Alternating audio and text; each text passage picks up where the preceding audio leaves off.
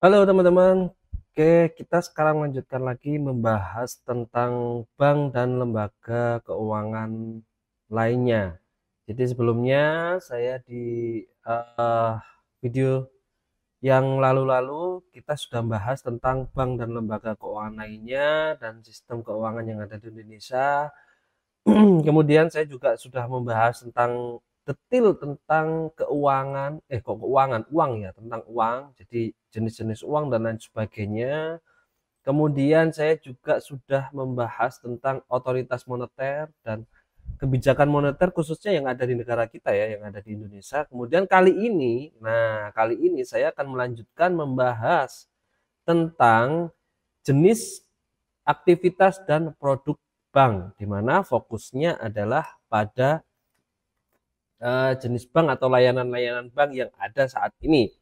Ya, mungkin nanti yang berhubungan dengan khususnya ya jenis dan aktivitas produk bank gitu ya. Oke, kita langsung aja, nggak usah panjang lebar. Ini kita, mohon maaf, ini saya menggunakan literasi langsung dari literasi keuangan khusus untuk perguruan tinggi yang dibuat dan diperuntukkan untuk perguruan tinggi. Yang buat adalah OJK. Oke, kita langsung fokus. Yang pertama adalah kita membahas tentang, bukan ya? Kita membahas tentang jenis usaha bank.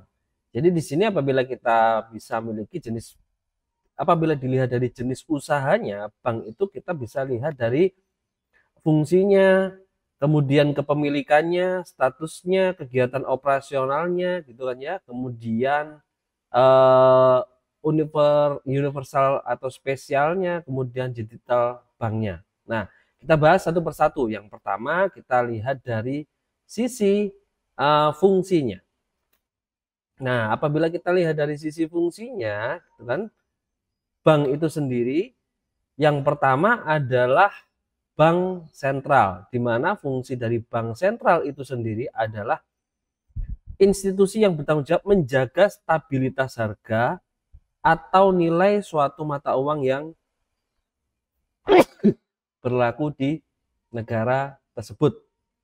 Nah, jadi semua negara pasti memiliki bank sentral atau bank utama, di mana kalau di Indonesia bank sentralnya itu adalah Bank Indonesia, di mana lembaga negara yang independen ya melaksanakan tugas dan wewenangnya, bebas dari campur tangan pemerintah kecuali hal-hal yang berhubungan dengan diatur di undang-undang. Nah, itu yang pertama.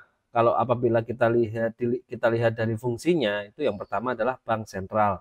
Kemudian berikutnya ada yaitu bank umum, di mana bank umum itu adalah yang melaksanakan kegiatan secara konvensional atau juga yang prinsipnya adalah syariah, yang intinya memberikan jasa dalam lalu lintas pembayaran. Nah, kita tahu bersama banyak, ini sebetulnya nanti kita pilih lagi ya, ada yang pemerintah, ada yang non pemerintah. Nah, ini ada contoh-contoh beberapa negara. Nah, jasa yang diberikan oleh bank itu bersifat umum ya, memberikan seluruh perbankan yang ada. Bank umum sering disebut dengan komersial bank ya. Ini sesuai peraturan Bank Indonesia nomor 9/7 PBI 2007.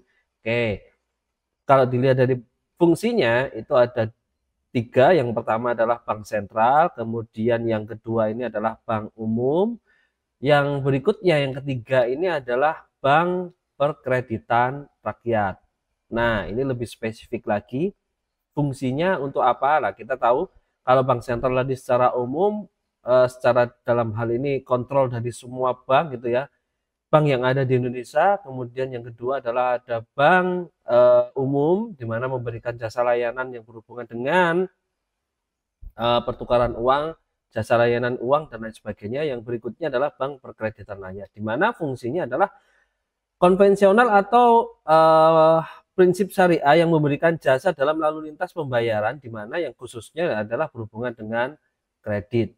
Nah, gitu ya. Jadi fungsinya adalah untuk perkreditan rakyat. Nah, ini banyak sebetulnya, kalau ada teman-teman lihat itu ada banyak bentuk kecil-kecil, sama halnya seperti mirip koperasi, tetapi mereka itu memberikan layanan penyimpanan juga, tetapi mereka lebih didominasi untuk memberikan kredit kepada rakyat. Oke, apabila kita lihat dari fungsinya itu ya ada tiga, ada sentral, ada umum, ada perkreditan rakyat. Oke, berikutnya apabila kita lihat dari kepemilikannya, nah kepemilikan ini juga ada tiga. Yang pertama adalah milik pemerintah. Oke, nah apa artinya? Jadi seluruh sebagian besar sahamnya adalah dimiliki oleh pemerintah, kan gitu.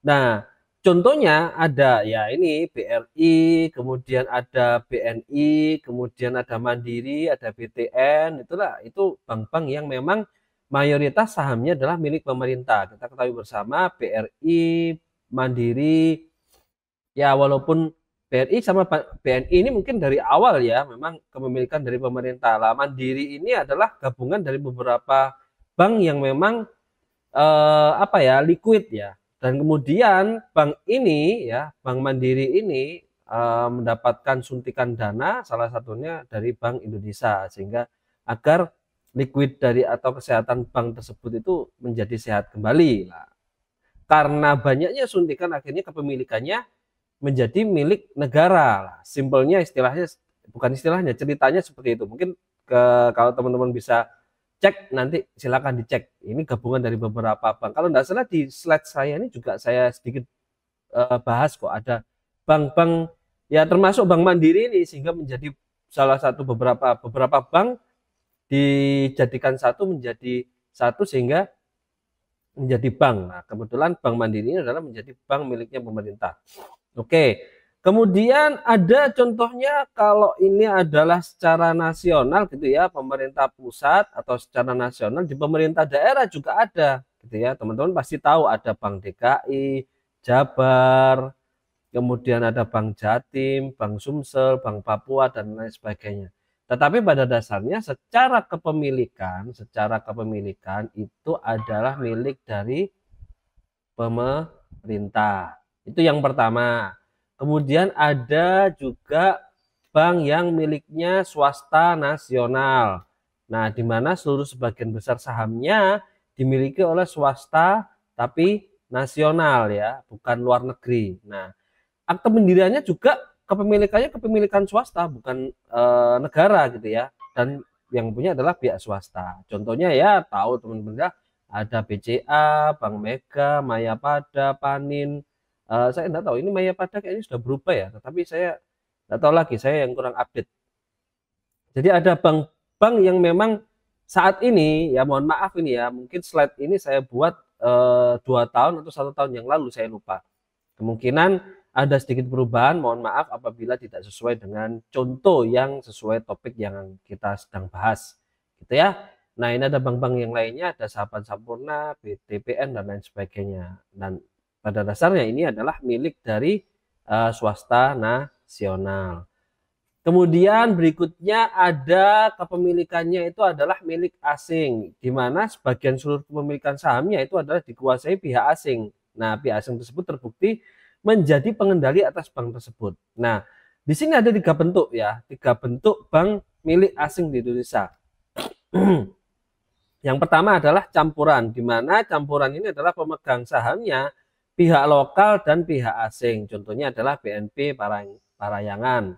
Kemudian yang kedua ya, bentuk yang kedua itu adalah bank nasional yang dikendalikan oleh pihak asing. Contohnya adalah Bank Danamon, Permata, Muamalat, CIMB Niaga. Karena memang kondisi kesehatan bank likuidnya kurang baik, maka bank ini apa ya namanya ya dikendalikan, dihidupkan lagi dengan support dari bank luar. Nah, kira-kira seperti itu.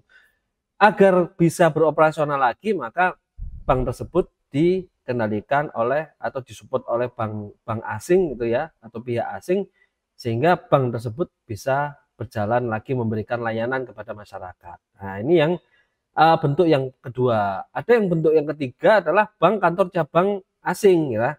Ada banyak contohnya seperti kayak Citibank, Mizuho, ICBC, Commonwealth dan lain sebagainya.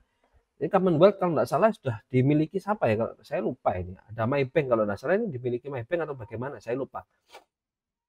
Nah, kira-kira tapi intinya adalah ini bentuk yang ketiga, yaitu adalah bank memang kantor cabang asing. Jadi bank luar negeri yang memiliki cabang di Indonesia. Boleh seperti itu. Jadi ini adalah kepemilikannya adalah milik asing ya, di mana apabila kita lihat dari kepemilikannya adalah yang memiliki adalah bukan lokal atau bukan negara kita sendiri, orang lokal dan lain sebagainya, kira-kira seperti itu. Nah, itu yang kedua apabila kita lihat dari kepemilikannya. Kemudian yang ketiga, apabila kita lihat dari statusnya gitu ya, ada yang disebut dengan bank devisa, di mana memiliki izin untuk melaksanakan transaksi luar negeri atau berhubungan dengan mata uang asing secara keseluruhan. Transaksinya apa aja sih? Nah, bank-bank devisa ini bisa melaksanakan layanan transaksi, contohnya seperti kayak inkasul, traveler check, kemudian pembukaan dan pembayaran LC atau LC ya, ini LC, letter of credit, apabila tidak tahu kepanjangannya, singkatannya adalah LC ya, letter of credit, dan transaksi lainnya. Nah, persyaratan untuk menjadi bank devisa ini ditentukan oleh OJK. Nah, ini kalau kita lihat berdasarkan statusnya, jadi ini memang bank-bank tersebut bisa melakukan layanan transaksi yang saya sebutkan di sini. Nah, ini adalah apabila kita lihat dari statusnya, ini termasuk adalah bank devisa. Nah, berikutnya ada juga bank yang bukan atau non devisa, di mana memang mereka hanya melaksanakan transaksi yang memang pada umumnya ya, pembayaran secara lokal, kemudian pinjaman, penyimpanan, kredit dan lain sebagainya. Nah, dan tidak melayani transaksi yang berhubungan dengan uang keuangan atau uang luar negeri dan lain sebagainya.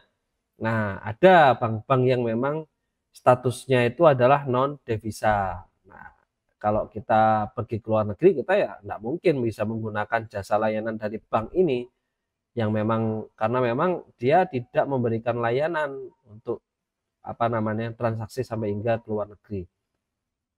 Oke, itu apabila kita lihat dari statusnya. Kemudian berikutnya, apabila kita lihat dari kegiatan operasionalnya, itu ada yang disebut dengan konvensional. Kita tahu sendiri konvensional itu adalah yang menerapkan metode bunga, apapun itu pakai bunga gitu ya, mau nabung ada bunganya, mau kredit ada bunganya, mau deposito ada bunganya dan lain sebagainya. Nah, ini bank konvensional. Lah, sedangkan di tempat kita karena memang mayoritas penduduknya adalah Islam. Nah, di eh, Islam ada yang namanya keilmuan syariah. Nah, makanya muncullah kegiatan operasional yang memang menjalankan sistem syariah, di mana kaedahnya yang digunakan adalah kaedah-kaedah syariat Islam ya, sesuai dengan prinsip dan ketentuan syariah Islam ya. Dan falsafahnya itu adalah efisiensi, keadilan, dan kebersamaan. Dan ini beda, tidak ada yang namanya bunga, tidak ada. Karena di sini memang bagi rata dan lain sebagainya. Nanti kalau seumpama kita bahas khusus tentang syariah, akan kita bahas sedikit ya. Di mana yang membahas tentang sistem syariah ini karakteristiknya berbeda dengan konvensional, karena apabila kita di konvensional kita tahu, kita bisa lihat bahwa dominan yang digunakan adalah bunga ya, tetapi kalau di syariah enggak, bagi hasil dan lain sebagainya. Dan layanannya ada, itu tabungan ada, kemudian kredit juga ada, deposito juga ada, dan tabungannya ada macam-macam juga. Layanannya sama, tetapi prinsipnya, prinsip dan ketentuannya yang digunakan adalah sesuai kaidah syariah Islam. Intinya adalah tidak ada unsur bunga dan lain sebagainya, yang berbeda dengan bank konvensional. Itu apabila kita lihat dari kegiatan operasionalnya. Kemudian berikutnya, apabila kita lihat dari universal spesialisnya, itu ada bank universal, di mana kegiatan usahanya itu adalah berbagai jenis produk dan layanan yang lengkap sampai kepada tingkat produk dan layanan yang kompleks. Ada bank insurance, ada investment banking, apa ini? Jadi asuransi lah, asuransi antar bank, dana sebagai investasi ya. Ada. Jadi mulai asuransi ada, investasi ada, tabungan ada, kredit ada, dan lain sebagainya. Nah, ini bank-bank yang bisa melakukan kegiatan atau layanan operasionalnya kepada nasabahnya itu bermacam-macam gitu ya. Nah, ini disebut dengan universal atau spesialis bank. Ada juga bank yang memang spesialis ya, khusus untuk kredit dan lain sebagainya, khusus untuk tabungan saja dan sebagainya. Nah, ada yang karakteristiknya seperti itu. Kemudian yang kedua ada yang disebut bank spesialis, ya di mana yang tadi sudah saya sampaikan, menjalankan perbankan dengan fokus pada produk dan jasa yang terbatas atau target pasar sangat spesifik. Nah, contohnya ya ada bank yang memang khusus fokus pada sektor pertanian, yang memang penyedia produk dan jasa untuk mendukung pengembangan ekspor impor gitu ya. Dan bank yang mengkhususkan penyediaan kredit kepemilikan rumah, lah tahu sendirilah. Yang ini yang paling umum ya, mungkin ya, BTN. Ya, kalau nggak salah BTN ya. BTN ini ada BTN syariah, BTN konvensional ada. Nah, ini yang memang dia fokusnya ke kredit kepemilikan rumah. Nah, ini memang fokus dia, tabung-tabung enggak, tetapi lebih ke fokus ke perkreditan rumah. Nah, ini teman-teman tahu semua. Kalau sektor pertanian apa ya? Saya lupa itu. Ada, saya pernah tahu, cuman saya lupa. Mohon maaf ya. Oke, nah ini contohnya BTN nih. Ini bank spesialis memang fokusnya ke perkreditan kepemilikan rumah. Kemudian apabila kita lihat dari digital bankingnya, nah, ada e-banking, ada internet banking gitu ya, ada phone banking, ada SMS banking, mobile banking, dan laku pandai, ATM, dan lain sebagainya. Nah, layanan perbankan yang mengedepankan sistem elektronik atau aplikasi teknologi informasi lah. Sekarang sudah banyak ya. Mayoritas semua bank sekarang memiliki apps-nya masing-masing. Dan selain memberi layanan tabungan, kredit, deposito, dan lain sebagainya, itu macam-macam. Ada tabungan emas, ada beli pulsa, ada beli token, ada pembayaran layanan seperti kayak pembayaran listrik, PLN, telepon, dan lain sebagainya. Nah, itu bisa dilakukan di apps tadi. Nah, ini bentuk dari digital banking. Bahkan ada bentuk lainnya selain banking, ada ya namanya adalah e-wallet. Ada juga e-money. Kalau di materi sebelumnya saya ngomong e-money dan e-wallet. Yang ngomong uang itu karakteristiknya dari uang juga, tetapi bentuknya adalah bentuk digital. Nah, kalau di sini yang khusus banking yang digital. Banyak, semua ada apps-nya. Nah, karena seperti itu sebetulnya bank itu kalau kita lihat dari aktivitasnya secara umum mereka itu adalah aktivitasnya adalah menghimpun dana. Dari dana yang dihimpun tersebut pasti diolah.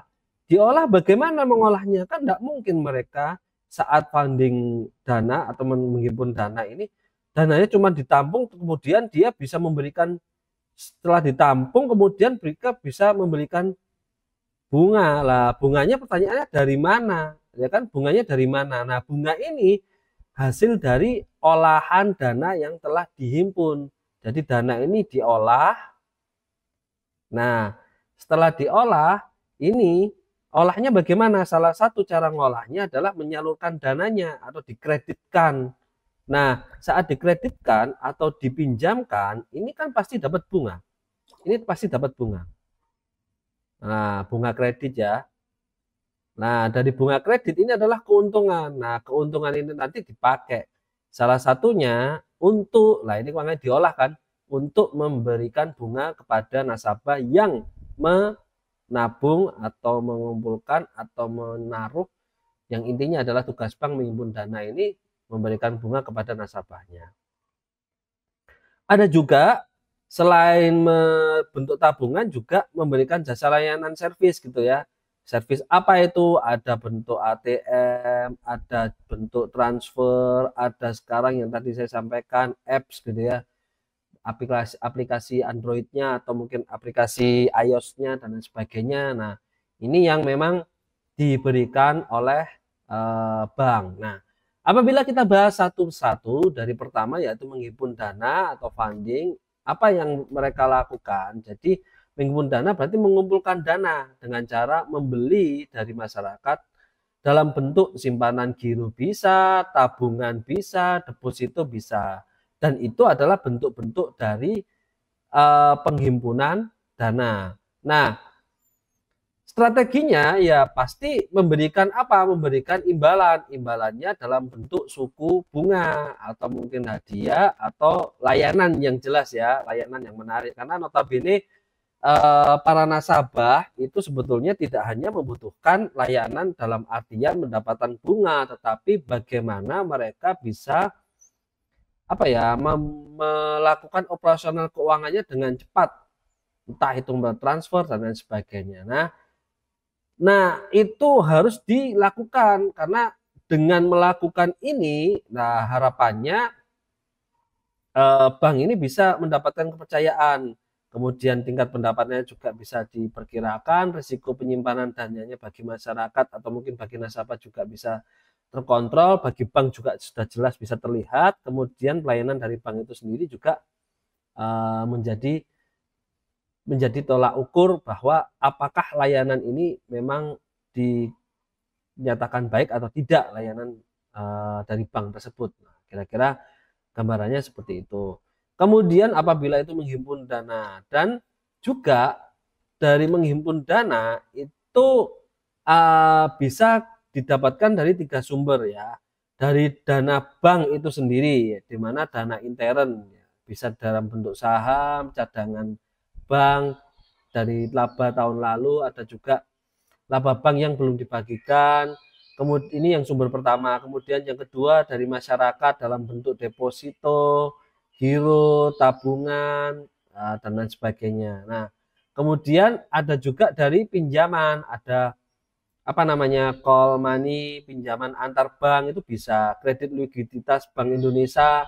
Ini yang sering saya sampaikan, jadi kesehatan bank itu dilihat dari likuiditasnya, apabila baik atau tidak baik kemudian nanti akan dipertimbangkan oleh Bank Indonesia dan dilakukan controlling Monef sama OJK juga. Apabila sehat ya dipersilakan untuk melakukan kegiatan operasional. Tetapi apabila tidak, nah ya mau tidak mau harus ditutup gitu ya. Ada juga SBPU, surat berharga pasar uang, dana transfer, setoran jaminan, ada diskonto Bank Indonesia. Nah, ini beberapa dana apabila kita lihat dari sumber penghimpunannya, jadi dari dana bank itu sendiri, dari masyarakat dan dari pihak eksternal, dalam artian ini dalam bentuk beberapa kegiatan, mulai dari call money sampai diskonto Bank Indonesia. Itu apabila kita membahas tentang funding atau menghimpun dana. Selain funding yang tadi sudah kita lihat gambarnya gitu ya, juga melakukan yang namanya adalah penyaluran dana atau lending, di mana artinya adalah melemparkan dana yang telah dihimpun melalui, nah ada simpanan giro, deposito tadi itu, di mana tingkat rendah rendahnya tingkat bunga pinjaman tergantung pada tingginya tingkat bunga simpanan. Jadi apabila tingkat bunga pinjaman itu tinggi, ya tinggi rendahnya tergantung dari bunga simpanan. Semakin tinggi bunga simpanan, maka semakin tinggi pula tingkat bunga pinjaman. Jadi apabila bunga tabungan yang kita dapat itu tinggi, ya bunga pinjaman juga tinggi. Nah, begitupun juga sebaliknya. Nah, ini untuk yang berhubungan dengan penyaluran dana atau menyalurkan dana atau lending. Kemudian ada juga layanan servis, bisa dalam bentuk macam-macam, pengiriman uang, LC, bank garansi, clearing inkaso. Ini nanti akan kita bahas tersendiri gitu ya. Nah, di tempat di slide tersendiri. Nah, ini contohnya aja. Kita akan bahas tersendiri di sesuai topiknya agar kita tidak terlalu loncat banyak, tetapi pada dasarnya jasa-jasa bank ini ya diantaranya ini gitu ya, di mana jasa ini yang memang diberikan kepada dibuat oleh bank untuk bisa dinikmati oleh nasabahnya dan khususnya bisa membantu operasional masyarakat. Nah, kira-kira seperti itu. Nah, apabila kita melihat dari sini, sebetulnya kan banyak tuh ya produk-produk bank. Nah, kita bisa bahas tuh sebetulnya produk-produk bank, tetapi ini saya bahas bagian aja ya, ada beberapa. Nah, produk-produk bank itu ya diantaranya ada tabungan, giro deposito, sertifikat deposito, apabila itu penggalangan dana atau funding ya, kalau kredit, lendingnya dalam bentuk kredit modal kerja, investasi, kredit konsumsi, multiguna. Kemudian kalau layanannya, nah ini yang tadi ya, banyak. Nah, akan kita bahas satu persatu. Semoga aja semuanya bisa terbahas ya, semoga saja. Tapi kita coba bahas satu persatu. Produk bank satu persatu kita akan jabarkan secara detail. Produk bank yang pertama adalah tabungan. Teman-teman tahu sendiri, penyimpanan dan penarikan hanya dilakukan dengan syarat tertentu, bisa lewat buku tabungan dan kartu ATM, anjungan, tunai mandiri. Kemudian ada juga produk bank yaitu adalah bank penghimpun giro gitu ya, di mana simpanan digunakan sebagai alat pembayaran yang setiap saat dapat ditarik dengan menggunakan cek dan biliet giro. Jadi sebetulnya pada dasarnya adalah disimpan dana tersebut, setelah disimpan dana tersebut ngambilnya itu hanya bisa menggunakan cek. Dalam artian dengan menggunakan cek biliet giro ini bisa langsung diserah terimakan kepada pihak lain. Nah, dengan pihak lain bentuknya. Nah, seperti ini kan. Apabila kita yang punya, kita bisa berikan kepada siapa? Kepada yang memegang cek ini. Nah, dengan andaikan si A ini punya, saya contohkan aja, si A ini punya tabungan di BCA, kemudian dia menggunakan layanan yang namanya cek, kemudian dia sedang bertransaksi, di mana bertransaksi dengan B. Saat bertransaksi dengan B, ini dia ada perjanjian lah, di mana ini barang harus dikirim per tanggal 15 Oktober. Nah, saat 15 Oktober ini kirim barang. Nah, nanti A ini memberikan cek, di mana cek ini nanti bisa dicarikan di 20 Oktober. Dalam artian apa? Saat jeda 5 hari ini dimanfaatkan oleh A untuk mengecek barangnya. Apabila aman, ya sudah, cek ini tidak ada masalah, bisa dicairkan oleh B. Apabila ada keraguan-raguan, ya bisa di cancel dan lain sebagainya, atau mungkin bahkan ekstrimnya adalah cek tidak tertagih ya, tidak bisa dicairkan. Contoh-contohnya seperti itu. Ini cek yang dalam bentuk lain ya. Ini ada cek ya, ada 2 contoh inilah, kira seperti itu. Biar lebih jauh lagi kita. Ini biliet giro, kemudian ini cek gitu ya. Ini sudah kelihatan, ini cek, ini biliet giro. Oke.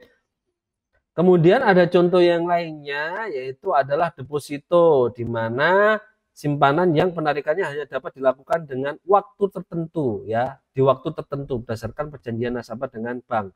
Apabila si A dia mendepositokan uangnya dengan waktu 6 bulan, nah apabila dia mengambil sebelum jangka jatuh temponya 6 bulan, maka dia harus kena penalti. Loh kan ini kan uang A sendiri, iya, tetapi berdasarkan perjanjian dia si A ini boleh mengambil uangnya adalah setelah 6 bulan. Karena kenapa kok seperti itu? Ya sama bank diputar lagi, dipinjamkan dan lain sebagainya, pinjamannya juga berjangka juga. Nah, ini apabila diambil kacau banknya. Karena uangnya A ini tadi sudah digunakan, diputar lagi untuk dipinjamkan dan sebagainya, tetapi diambil lebih cepat. Nah, ya kan yang kacau banknya, belum kembali, bunga belum kembali, tetapi yang terjadi malah kehilangan uang, harus mengeluarkan uang banyak. Nah, ini mempengaruhi operasional bank gitu ya.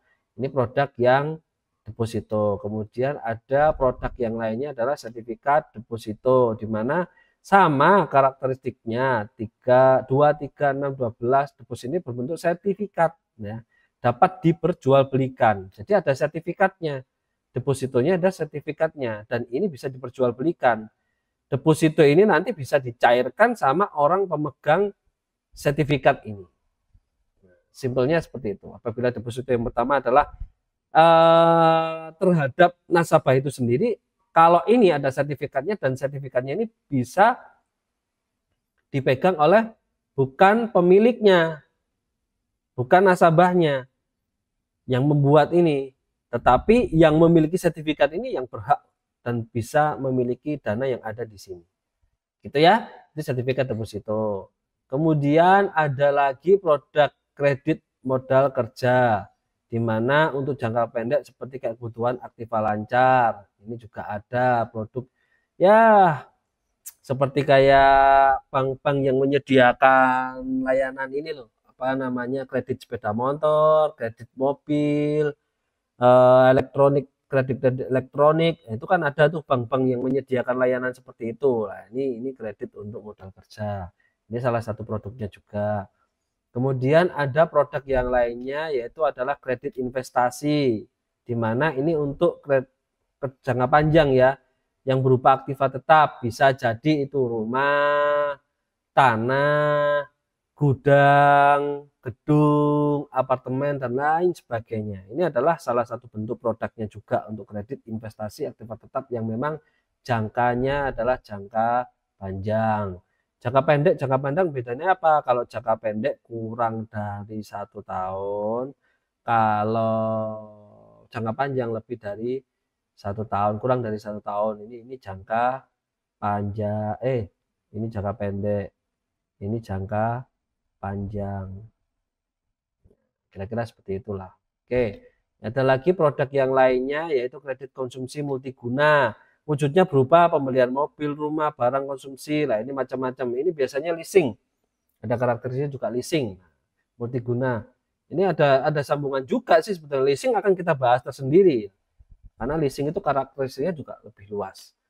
Oke, multiguna. Kemudian ada produk pengiriman uang, transfer. Teman-teman pasti tahu semua lah transfer. Sekarang apalagi kalau dulu transfer harus via harus via apa namanya, CS ya. Via CS dulu. Kemudian berkembang menjadi bisa lewat menggunakan ATM, bisa berkembang lagi bisa menggunakan M-banking atau e-banking gitu ya. Kemudian berkembang lagi menjadi apps, aplikasi Android atau iOS itu, nah kita bisa bertransaksi dan lain sebagainya macam-macam. Nah, itu adalah pengiriman uang atau transfer. Kemudian produk berikutnya yaitu adalah letter of credit. Apabila kita simpelkan ilustrasinya adalah letter of credit ini adalah apa ya? Pembayaran lintas negara lah. Paling gampang seperti itu contohnya. Karena ada advising banknya. Nah, simpelnya seperti ini. Apabila si buyer ini membeli ke luar negeri. Nah, saat memberi ke luar negeri itu kan tidak mungkin menggunakan rupiah, tetapi harus dikonversi menjadi mata uang yang sesuai dengan suppliernya. Apabila suppliernya ini menggunakan dolar, maka otomatis harus menyesuaikan keuangan yang digunakan oleh suppliernya. Nah, otomatis buyer ini harus menggunakan jasa letter of credit, di mana jasa ini dia akan menggunakan jasa LC kepada pihak bank yang ada di luar negeri, di mana nanti akan ada yang menjadi advising banknya. Kemudian ada corresponding banknya, di mana ini adalah yang di suppliernya. Nah, ini nanti apabila disetorkan, nah yang ditukarkan itu adalah bukan uang rupiah diberikan ke sini, enggak, tetapi membeli senilai dolar, dan dolar ini yang ada di sini yang dimiliki oleh siapa namanya, bank kita gitu ya, keuangan di kita, uang dolarnya ini diberikan kepada pihak luar.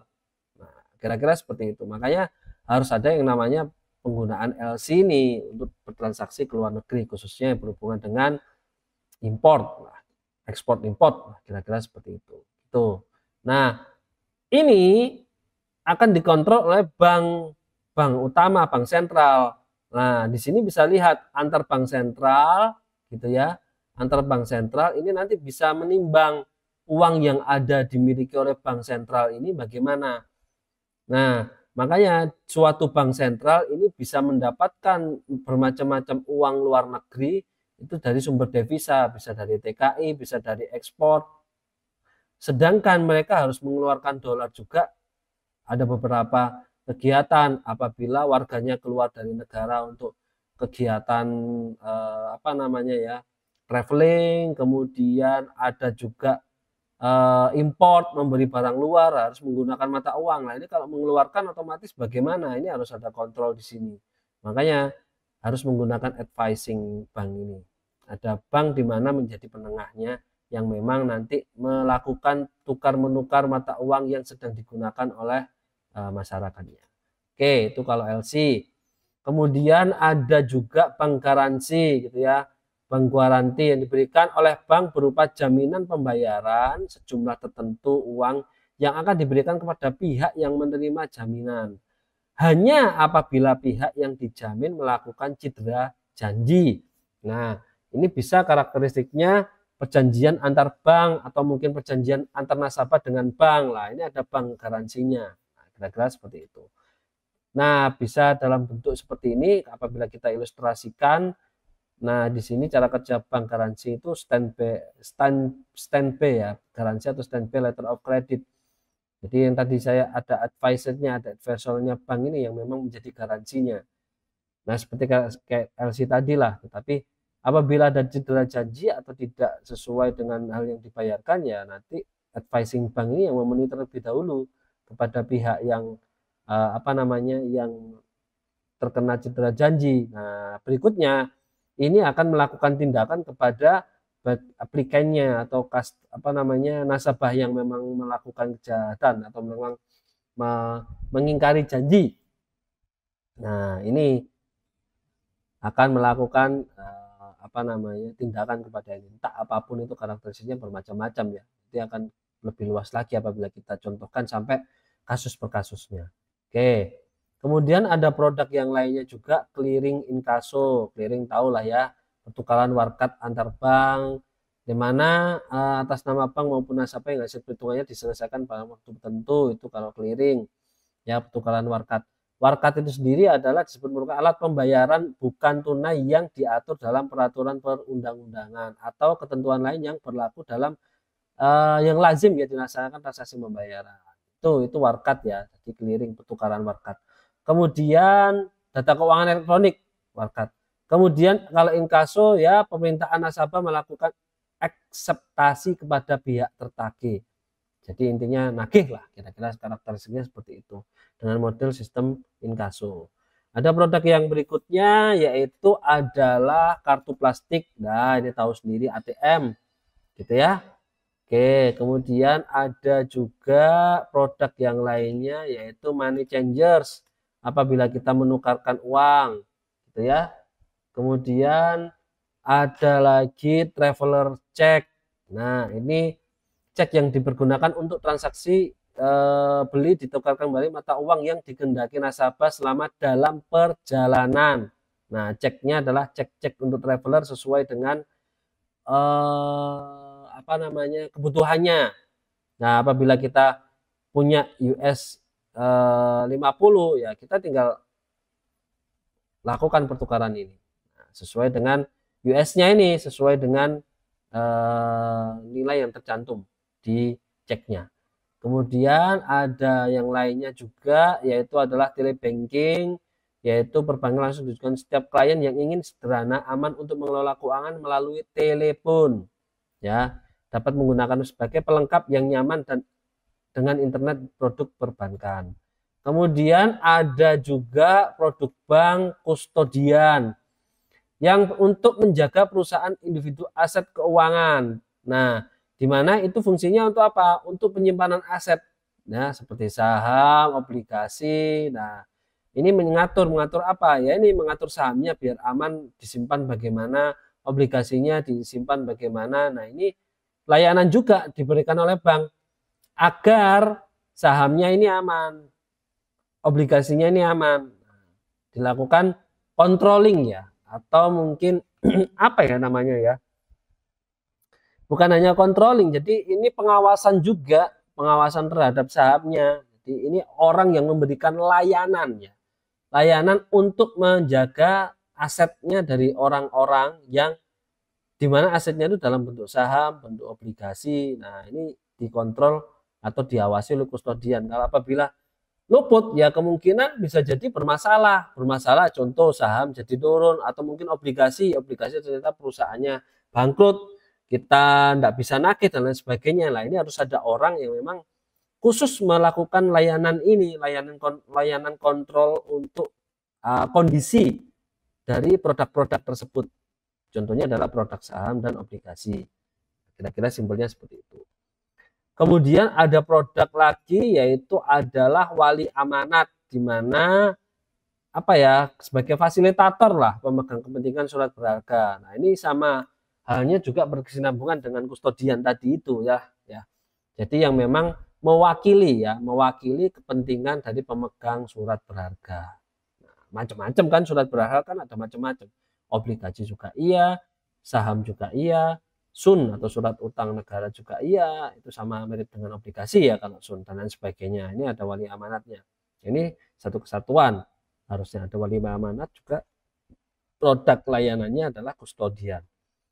Kemudian ada lagi produk standing order, di mana instruksi atau bangkir pemerintah dari nasabah kepada bank karena untuk membayar jumlah yang ditetapkan secara berkala ke akun lain. Jadi biasanya digunakan untuk membayar sewa, hipotek, standing order itu auto debit contohnya lah seperti itu.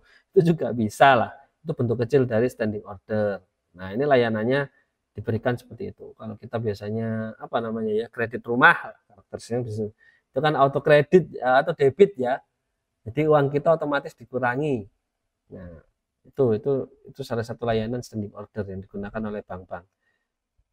Kemudian ada produk yang lainnya yaitu safe deposit. Nah, ini safe deposit itu kita menyewa kotak-kotak ini teman-teman. Ya, ini lumayan ini, kita bisa menyimpan ini. Nah, ini kalau seumpama kita menyewa kotak ini, kita bisa nyimpan di sini apa ya? Bisa nyimpan emas gitu ya. Bisa nyimpan mbak gitu ya. Oh, enggak bisa mbak ya, mbak enggak bisa disimpan. Emas lah yang bisa disimpan gitu ya.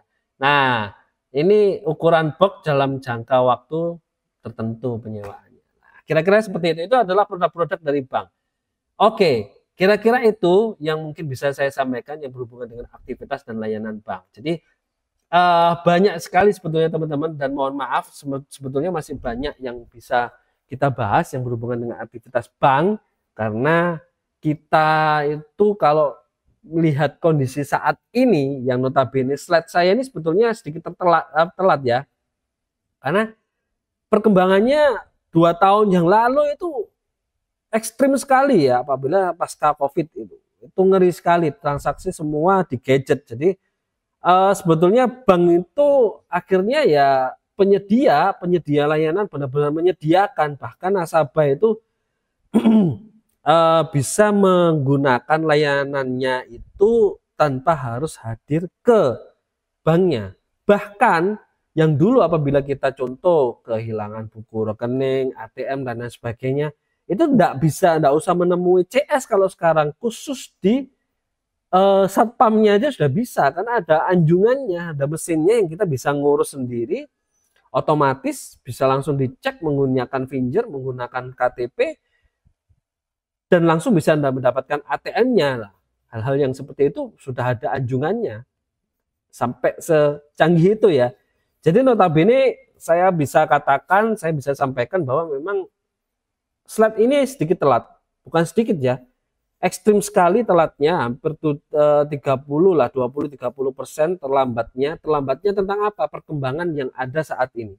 Saya mohon maaf, pada dasarnya kalau apabila kita lihat jenis layanannya hampir sama, tetapi model bentuk dalam artian itu pelaksanaannya sedikit berbeda. Kalau dulu harus datang, sekarang tidak harus datang. Simpelnya adalah seperti itu. Oke, gitu ya. Sampai ketemu lagi di slide saya berikutnya atau materi berikutnya yang membahas tentang seputar bank dan lembaga keuangan lainnya. Saya akhiri, terima kasih, sehat semuanya.